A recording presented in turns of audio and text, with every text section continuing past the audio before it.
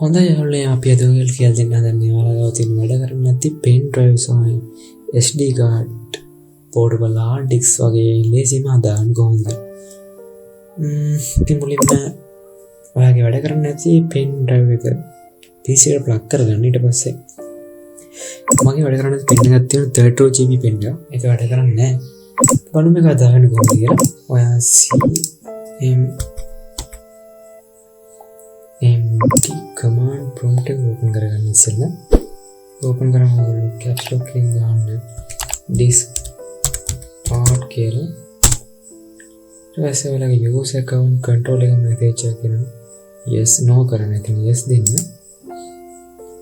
ඊට පස්සේ ඔයා disk part ආවා. මෙතන දැන් අපි දෙන්න ඕන list disk කියලා. ඊට පස්සේ ඔයාලගේ computer storage device කොච්චර තියෙනවද මේ device මොනවද disk 0 කියන්නේ මගේ hard drive එක disk 1 කියන්නේ මගේ 32GB pen එක. ඒක free නෑ. බලමු මේක හදාගන්න කොහොමද කියලා. මෙතන අපි select disk 1 ඊට පස්සේ තෝරගත්ත disk එක ඊට පස්සේ අපි clean කරමු. clean කරලා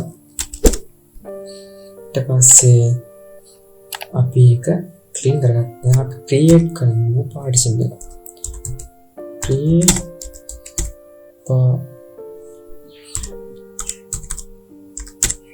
partition primary.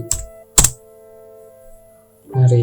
ඊට පස්සේ අපි ඒක active කරගන්නවා. active කරගන්නවා. active වුණාට පස්සේ active වුණා ඊට පස්සේ මේ format කරගන්නවා. format fs සමානයි FAT32.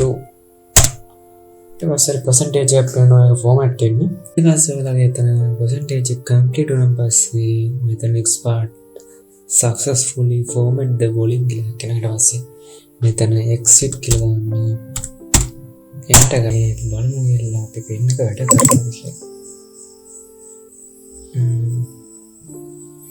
open එක වැඩ කරනවා. හොඳයි. ඉතින් ඔයගොල්ලන්ට මේ වැඩි තේරෙන්නේ නැති විතරම තේරෙන්නේ නැති. නැත්නම් කමෙන්ට් එකක් දාන්න, මේ වීඩියෝ එක ලයික් කරන්න, ෂෙයා කරන්න. මතක තව channel එක subscribe කරන්න. අපි ළඟ වීඩියෝ එකක් බලමු.